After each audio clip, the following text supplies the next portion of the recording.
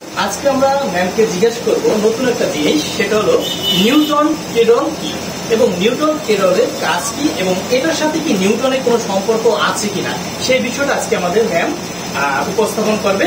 সাথে সাথে আমরাও আছি, সবাই এটা দেখিনি কিভাবে এটা উপস্থাপন ম্যাম করে এবং প্র্যাকটিক্যালি বিষয়টা আমরা এইখান থেকেই জেনে নিই।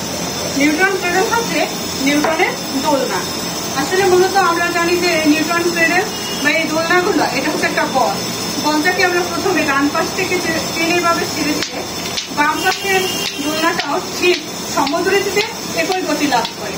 আর এই যে মাঠের যেগুলো আছে এগুলো মাধ্যম হিসেবে কাজ করে। আবার যখন আমরা এই দুইটা বল নিয়ে যখন এভাবে ছেড়ে দিই তাহলে সেই গতিতে কিন্তু আবার ওই বাম পাশের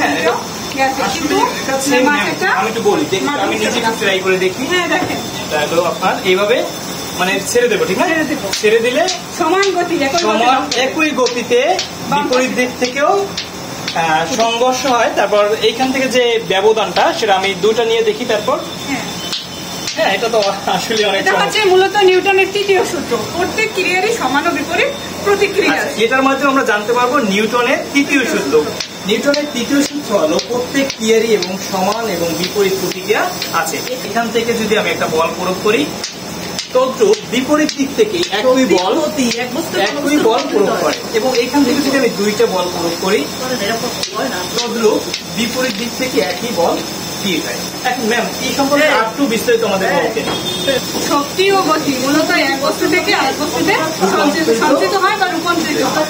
সেটা এভাবে আমরা যে দেখি এক বস্তু থেকে কি হচ্ছে অন্য বস্তুতে রূপান্তরিত হচ্ছে। ম্যামকে অসংখ্য ধন্যবাদ আমাদের নিউটন কেরলের সুন্দর উপস্থাপন করার জন্য। ম্যামকে অসংখ্য ধন্যবাদ। আশা করি তোমাদের ভিডিওটা ভালো লাগবে। আচ্ছা, ধন্যবাদ সকলকে।